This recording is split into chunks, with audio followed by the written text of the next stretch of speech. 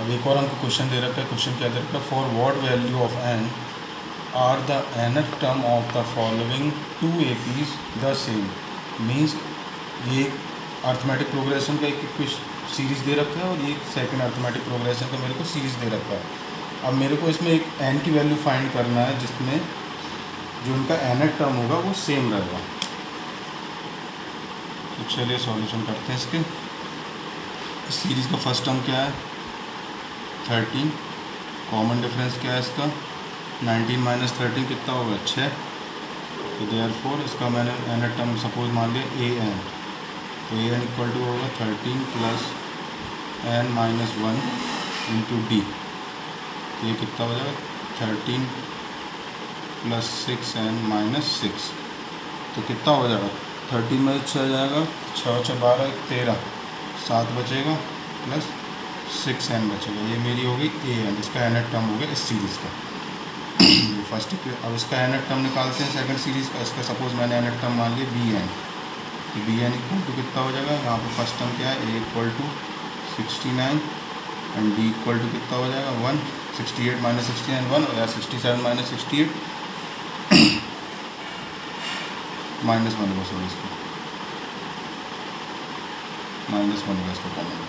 तो इसका मैं nth टर्म निकालूंगा। उसका सपोज करा मैंने bn इक्वल टू कितना हो a plus n minus 1 into D minus 1, 69 minus n plus 1 that is 70 minus n, ये bn होगा।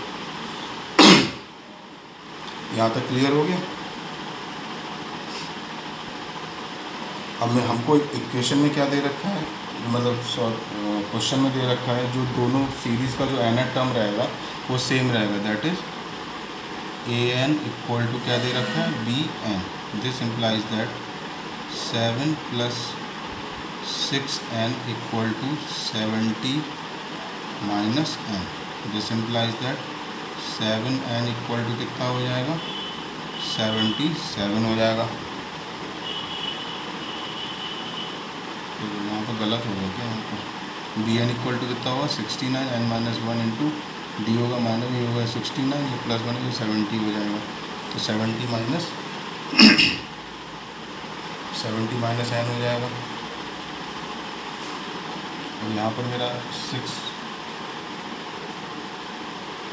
7 प्लस 6n होगा।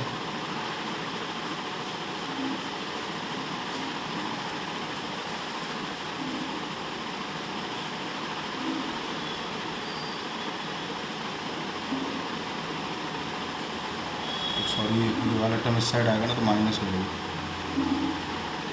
70 माइनस 7 कितना होगा 63।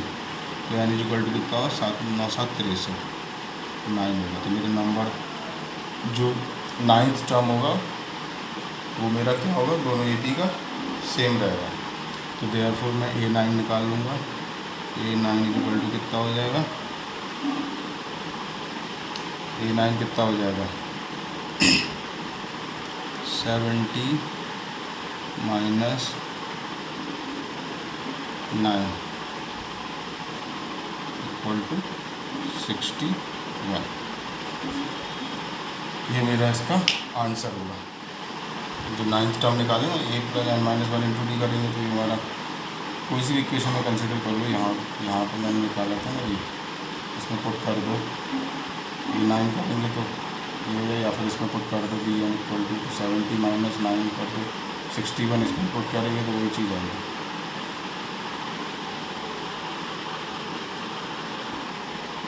नेक्स्ट क्वेश्चन क्या है हमारा, the 6th term of an AP is -10 and its 10th term is -26।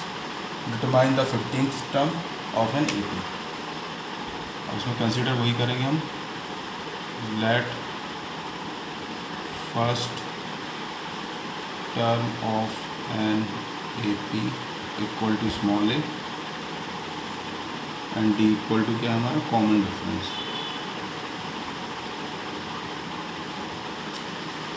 a6 निकालेंगे, a6 equal to कितना हो जाएगा a plus 6 minus 1 means 5d। इसकी वैल्यू कितना दे रखा है -10। तो this implies that equal to कितना हो जाएगा -10 -5d। यहाँ तक क्लियर हो गया। अब a10 की वैल्यू कितनी दे रखी है, a10 इक्वल टू क्या है a + 9d हो जाएगा। इसकी वैल्यू कितनी दे रखी -26, तो ये कितना हो जाएगा, this implies that a equal to कितना हो जाएगा -26 -9d। ये फर्स्ट इक्वेशन कंसिडर कर ले रहा हूँ, ये सेकंड इक्वेशन कर। अब a की वैल्यू यहाँ भी फाइंड कर ली, यहाँ भी आए, तो means this equal to this हो जाएगा। This implies that -10 -5d equal to -26 -9d। इसको इस साइड ले जाऊँगा तो ये बचेगा, ये +26 हो जाएगा, 10 माइनस करेंगे तो ये 16 बचेगा, और इस साइड 5d को इस साइड ले जाएंगे तो कितना बचेगा मेरा, +5 हो जाएगा तो -4d बचेगा। This implies that d equal to कितना हो जाएगा -4। कॉमन डिफरेंस मेरे को मिल गया।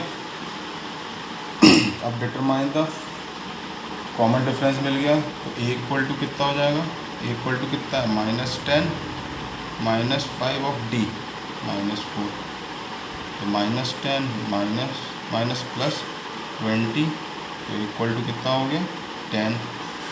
यहाँ से मैंने a की वैल्यू फाइंड कर ली, a इक्वल टू मेरा कितना हो गया 10 हो गया, एंड d इक्वल टू कितना -4 है।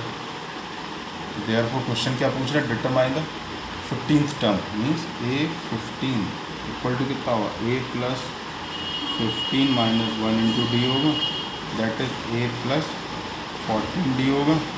a की वैल्यू कितना है 10 + 14, d की वैल्यू कितना है -4, तो 10 5 14 14 56 -56, दैट इज 10 माइनस करेंगे तो -46 आएगा हमारा a15 की वैल्यू, जो हमको फाइंड करना है। अगर वीडियो अच्छा लगा हो तो थंब दीजिए, लाइक एंड सब्सक्राइब। बाय।